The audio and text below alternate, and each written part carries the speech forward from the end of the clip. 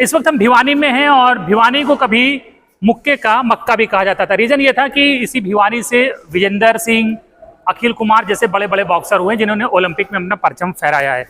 तो भिवानी में हम हैं, यहाँ भीम स्टेडियम में हैं और बॉक्सिंग की प्रैक्टिस हो रही है। शाम के 7 लगभग बज चुके हैं, तो बहुत से बच्चे चले गए हैं और यहाँ पे बड़ी संख्या में बच्चे जो है प्रैक्टिस करते हैं। कोच साहब है हमारे साथ। कोच साहब, क्या नाम आपका? राहुल नाम है। राहुल जी। कोच साहब, भिवानी को मुक्के का मक्का कहते थे कि कहते हैं? अभी भिवानी को मिनी क्यूबा भी कहते हैं सर। मिनी क्यूबा, ये बड़ी बात है। हाँ, ये भी अच्छा एक दूसरा टाइटल है। जी बिल्कुल, काफी लंबे टाइम से भिवानी को मिनी क्यूबा ही कहते आ रहे हैं। क्यूबा भी बॉक्सिंग के लिए बहुत जाना जाता है। बिल्कुल। तो ये बताइए कि अखिल कुमार और विजेंदर कुमार के बाद कोई इतना बड़ा नाम क्यों नहीं निकला भिवानी से?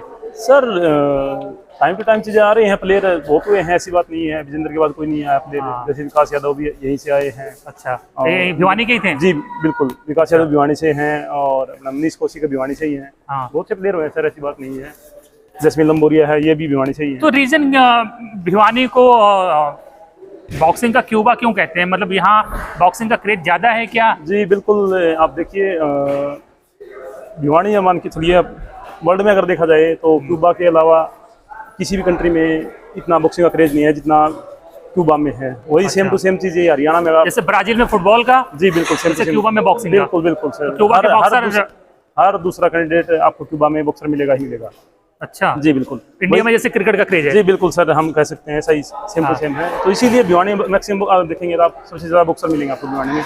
और ओलंपिक का पहला मेडल भी भिवानी ने ही दिया है बॉक्सिंग को।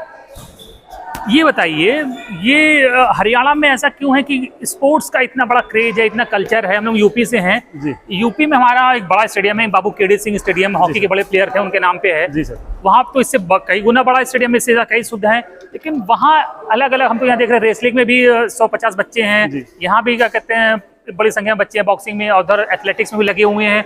कुल मिला के शाम को हमें लग रहा है कि 500-600 बच्चे यहाँ आते होंगे सर, सुबह और शाम दोनों टाइम। तो ये रीजन क्या है कि हरियाणा वालों को स्पोर्ट्स में इतनी दिलचस्पी क्यों है? सर ये मिट्टी ही ऐसी है हरियाणा की। खाना पीना रहना इतना अच्छा है, यहाँ का एनवायरनमेंट इतना अच्छा है। और इसलिए नहीं, एनवायरनमेंट तो बहुत से स्टेट्स का, यूपी में भी नदियों का तरफ जाल उपजाऊ है सब सर, लेकिन मानसिकता लगे क्या कुछ फर्क है? बिल्कुल सर, हरियाणा का मैक्सिमम युवा या बुजुर्ग स्टार्टिंग से ही हरियाणा का स्पोर्ट्स के प्रति बहुत ज्यादा अच्छा रुझान रहा है। आप कभी का उठा के दे सकते हैं, रेसलिंग में दे सकते हैं, कबड्डी में भी दे सकते हैं।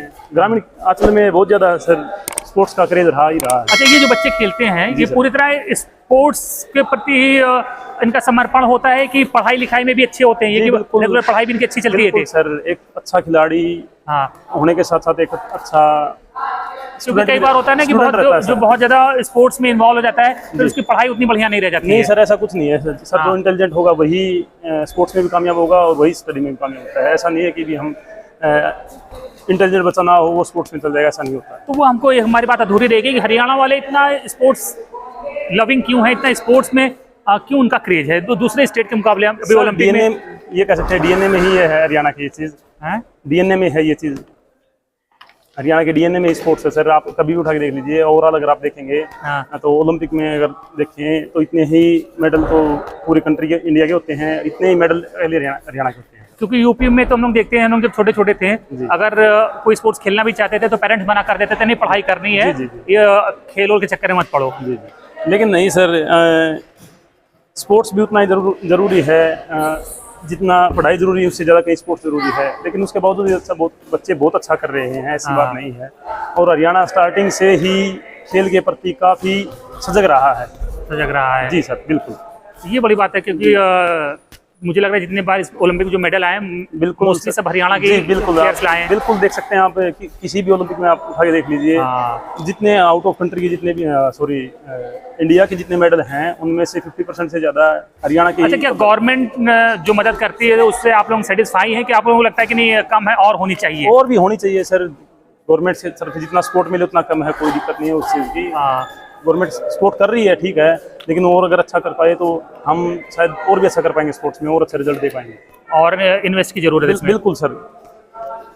तो किस एज ग्रुप से बच्चों को सिखाना शुरू करते हैं आप? सर मिनिमम एज है 10 साल के बाद हम बच्चे को स्टार्ट कर देते हैं। हाँ। 1 साल 2 साल तक बच्चा थोड़ा सा इंटरेस्ट दिखाएगा, उसके हाँ। बाद हम प्रॉपर ट्रेनिंग स्टार्ट कर देते हैं। अभी रेसलर्स का बड़ा नाम हुआ है, क्या ऐसा हुआ है कि रेसलिंग जो है भारी पड़ गया और बॉक्सिंग नहीं सर, हर एक गेम का अपना अपना रुझान है, अपना अपना क्रेज है, हाँ। सबका अपना अपना इंटरेस्ट है गेम के प्रति।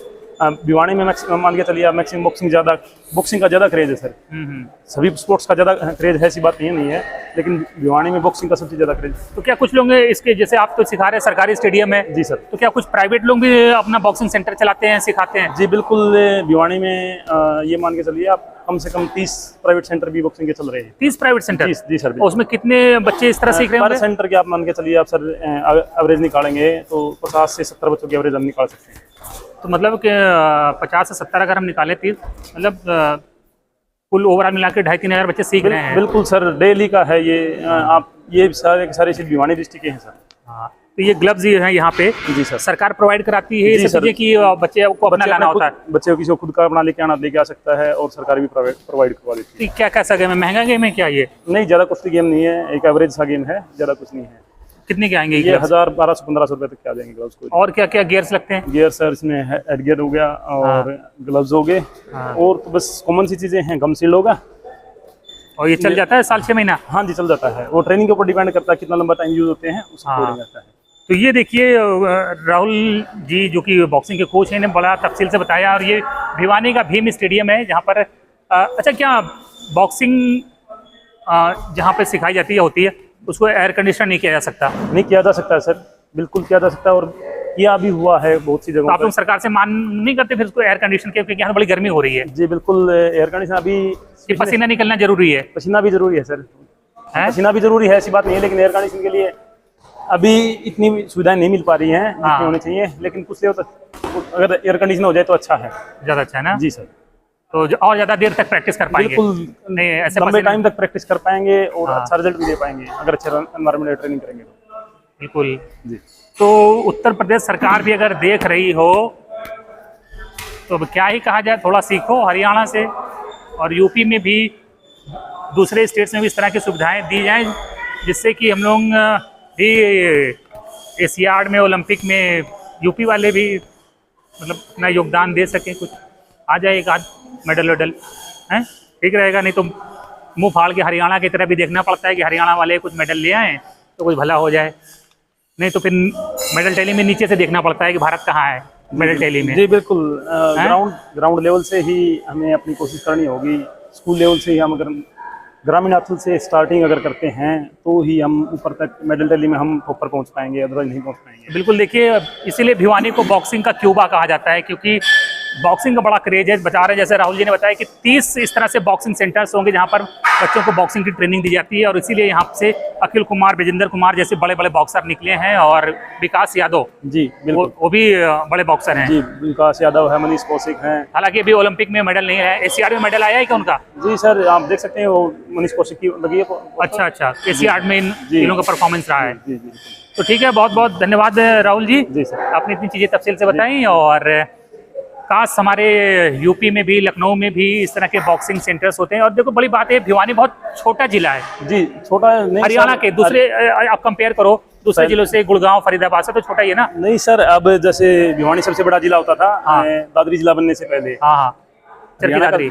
हाँ जी सर, चरखी दादरी बनने से पहले हरियाणा भिवानी का सबसे बड़ा जिला होता था। नहीं मतलब बड़ा लैंड में बड़ा होगा, क्षेत्रफल में बड़ा होगा, लेकिन मतलब हरियाणा के दूसरे गुड़गांव, फरीदाबाद काफी पीछे का जिला था ना, पिछड़ा जिला था। जी जी, वो तो बिल्कुल कह सकते हैं, सुविधाओं के मामले अगर देखें, हाँ, वही बात, इंफ्रा के मामले अगर देखें तो भिवानी पीछे है, ऐसी बात नहीं है, लेकिन डे बाई डे, लेकिन फिर भी देखिए भिवानी में भी इस तरह की सुविधाएं मौजूद हैं, तो इसका मतलब कि सरकार यहाँ खेलों पर ध्यान देती रही है, पहले से देती रही है, यहाँ पर स्पोर्ट्स का कल्चर रहा है।